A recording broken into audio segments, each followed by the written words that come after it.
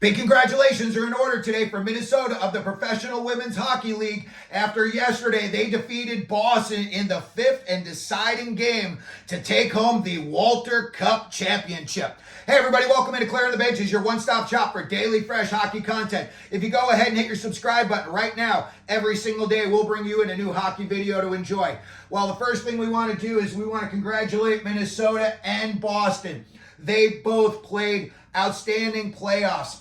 This particular final series went the distance, and it was full of every kind of drama you could imagine. Anything you could imagine that would happen in a pro hockey series happened in this series.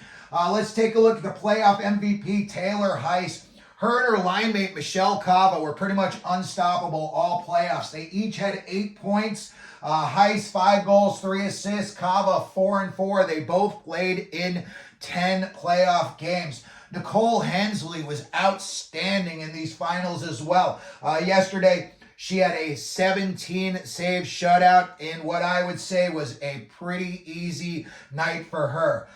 When we look at the other side of things for Boston, I think they have the best women's hockey player in the world today in Aerin Frankel, their goaltender. I saw her in the rivalry series this year against Team Canada, and in my opinion, that is the best on best of women's hockey, and she won that game, and in my opinion, she was the best player in that game. I don't know who you know about out there, but bring her in, put her up against Aerin Frankel, put her in a shootout, and I think Aerin Frankel will stop her regardless of who it is. She stopped Heise a bunch of times, Cava a bunch of times. She just came up with save after save. It was just incredible what she did throughout this playoff series. Let's take a look at Game 5. Game 4, Minnesota thinks they won the championship in double overtime.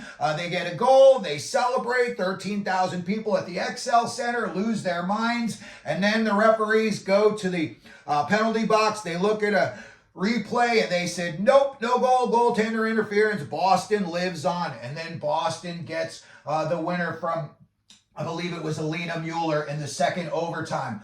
When we look at this game, it was a scoreless first period. Boston started out hot. They came out of the gate. They had like the first 4 or 5 shots on goal. And I got to admit, at that point, I think Minnesota may have been scratching their head on their bench, wondering if they may have missed their opportunity to hoist the Walter Cup. Then, you had a scoreless first period. But I would say about midway through that first period, the ice started to tilt and it was going downhill towards Boston goaltender Aerin Frankel.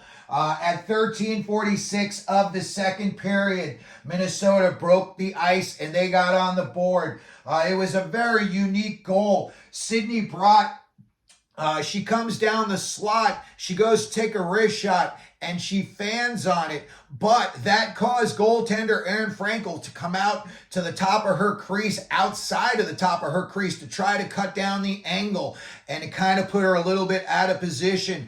So now Brott, on her second chance, she threw the puck at the net. It went through the crease, and when it went through the crease, Liz Shepers was there to knock it home for her first goal of the playoffs, and Minnesota had a 1-0 lead. At that point, really, the ice was just tilted straight downhill. Minnesota just had Aerin Frankel under siege at that point. It was, it was just really, it was almost getting hard to watch because she was just, I don't want to say it looked like she was the only player out on the ice, but she was definitely the only one that was keeping Boston in this game. And then at 11:52 of the third period, you had a 1-0 game for a while there. Michaela Cava gets her 4th goal of the playoffs, and she scored on a beautiful wraparound goal. And that really capped off another barrage that Frankel was just under siege for. By the time that goal was scored, it seemed like Minnesota had just had the puck in Boston's end for like the last 5 minutes. And then in the third period, to cap off the scoring, Kendall Coyne Schofield got an empty net, and that made the final score 3-0. Then it was just a matter of time counting down the clock. At that point, Boston, they were trying to put forth a real honest effort, but you could tell they knew that this one was in the books and they were not going to come out victorious. When we look at Taylor Heise, like we said, she won the inaugural Alana Kloss playoff MVP. It was a very, very nice ceremony. They had Alana Kloss there herself. And again, it was very, very well done. Everything in this series has been awesome. The commentating, I believe you have Tess Bonhomme is leading the way in the commentating. YouTube's doing a great job with the quality. Everything is just top notch. And when you watch these playoff games, I also think that moving forward, the league is in great shape. I think they said the attendance for these just 5 final games was over 37,000 fans. So that is just, that screams out awesomeness for this league. And I think when you look in the stands, you see how popular all of these players are. And, they're in some good hands at this league. Stan Kasten's one of the guys that's in charge of the league, and he ran the Dodgers forever, and he did a really, really good job with them. So the fact that they have such a prestigious person in Stan Kasten at such a high level of this league tells me that it is going to succeed.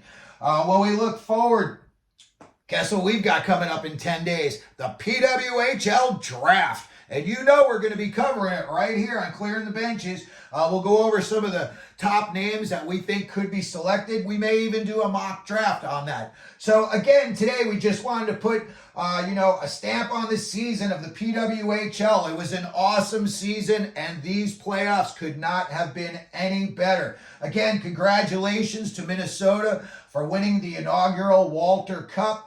Let me know what you think is going to happen forward with this league. Let me know down in the comment section who your favorite team is, who your favorite players are, what you think your favorite team is going to do in the draft. We can have a back and forth about it. It's always a good time. I've just had an excellent experience covering these games. They've been so much fun. They've been so competitive. And when you look at everybody that's involved, they just all seem so enthusiastic that they want to see this succeed, which I also do very much so. So that's going to do it for this video for today. Let me know what you think down in the comment section. If you could, please like our video. And as we always do here at Clearing the Benches, let them know you're out there.